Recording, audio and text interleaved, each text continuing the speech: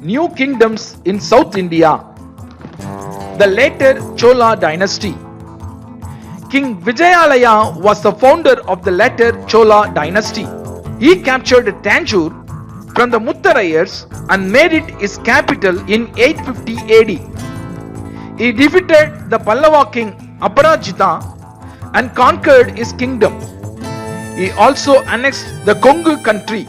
He was a worshipper of Shiva. He built Shiva temple in many places. The later Chola dynasty ruled the Chola Empire from 1070 AD until the demise of the empire in 1279 AD. This dynasty was the product of decades of alliances based on marriages between the Chola and Eastern Chalukyas based in Venki and produced some of the greatest Chola emperors such as Kulothunga Chola I.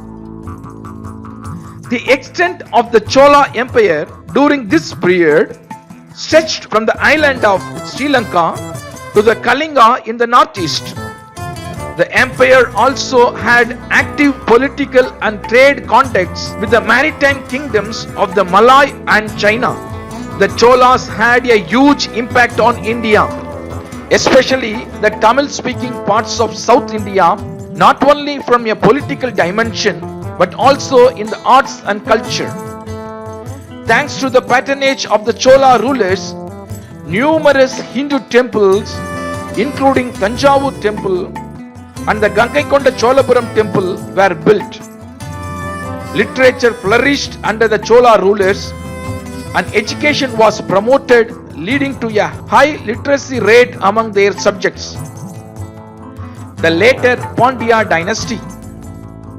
The 13th century is the greatest period in the history of the Pandyan Empire. This period saw the rise of 7 prime Lord Emperors of Pandya who ruled the kingdom alongside Pandyan princes. The power reached its zenith under Jatavarman Sundara Pandyan in the middle of the 13th century. The foundation for such a great empire was laid by Maravarman Sundara Pandyan early in the 13th century.